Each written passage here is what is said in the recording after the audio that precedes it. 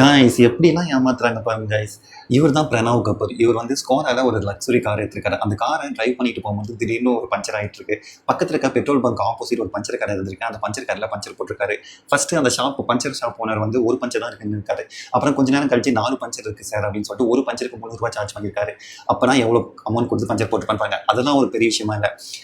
பஞ்சர்லாம் போட்டு முடிச்சுட்டு அவர் டிரைவ் பண்ணிட்டு போகும்போது எப்படி 4 பஞ்சர் ஆகும்னு அவர் யோசிச்சு டவுட்ல வந்து பக்கத்துல இருக்க டயர் ஷோரூம்க்கே போயிருக்காரு. அங்கே போய் டயர் செக் பண்ணும்போது டயர் ஷோரூம்காரங்க சொல்லியிருக்காங்க, சார் அஃபிஷியலாக ஒரு பஞ்சர் தான் உங்கள் டயர்லாம் இருக்குது, மீதி 3 பஞ்சரும் அவங்க வந்து மேனுவலாக போட்டிருக்காங்க அப்படின்ற மாதிரி அவங்க அந்த இன்ஃபர்மேஷன் சொல்லியிருக்காங்க.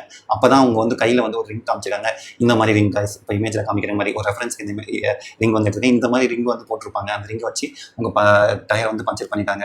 இனிமேல் இந்த டயர் வந்து கொஞ்சம் வேஸ்ட்டு தான் ப்ரோ அப்படின்ற மாதிரி அந்த ஷாப் வந்து சொல்லியிருக்காரு. ஏன்னா ஒரு பஞ்சர் 2 பஞ்சர்னா பரவாயில்ல, ஒரே டயர் 4 பஞ்சர் ஆயிடுச்சுன்னா திருப்பி அதை யூஸ் பண்ண முடியாது இல்லையா? அதனால திரும்பவும் அந்த ஷோரூம்ல 8,000 கொடுத்து புது டயர் வந்து போட்டிருக்காரு. கிட்டத்தட்ட ஒரு டயரே லாஸ், 8,000 லாஸ் கைஸ். இந்த மாதிரி வந்து நிறைய பஞ்சர் ஷாப்ல வந்து ஸ்கேம் நடந்ததுக்கு. ஸோ கேர்ஃபுல்லாக இருங்க. இந்த மாதிரி சம்பவம் உங்களுக்கு நடந்திருக்கா சொல்லுங்க. Bye guys.